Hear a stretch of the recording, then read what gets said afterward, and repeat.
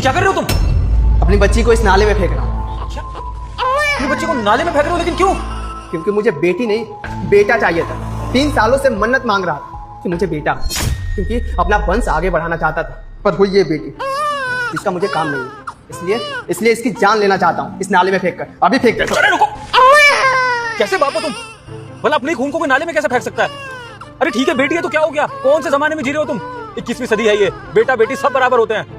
और खुशनसीबों की बेटी हुई है, लक्ष्मी का अवतार होती है बेटी, माता रानी का स्वरूप होती है। तुम इसको फेंकने जा रहे हो? कौन से नरक में जाओगे तुम?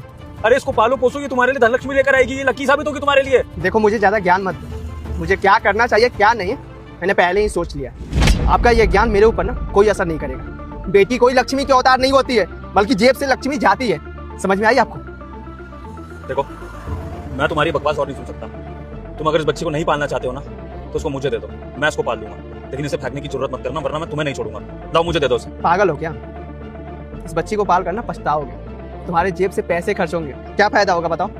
कोई फायदा नहीं होगा। और बेटा होगा तो पैसे कमा कर देगा, वंश आगे बढ़ेगा और बुढ़ापे का एक लाठी बनेगा। और बेटी कुछ नहीं होगी। पछताओगे तुम।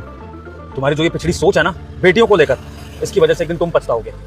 फिलहाल मैं जो कर रहा हूँ वो सही कर रहा हूँ। मैं गन्नी जान को जिंदगी दे रहा हूँ। दे दो मुझे इसे।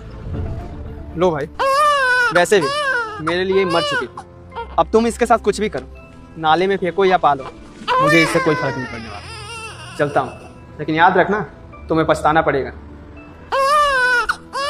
बेवकूफ आदमी अपनी बच्ची को मार रहा था।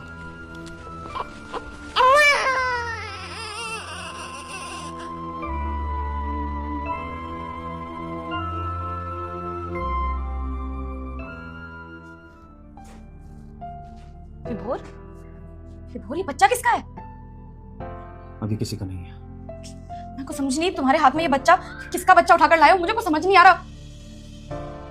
एक आदमी इस बच्ची को नाले में फेंक रहा था, क्योंकि उसे बेटी नहीं बेटा चाहिए था। और शुक्र है कि मैं वहां पर था, तो मैंने उसको रोक लिया ऐसा करने से। फिर मुझसे बहस करने लगा।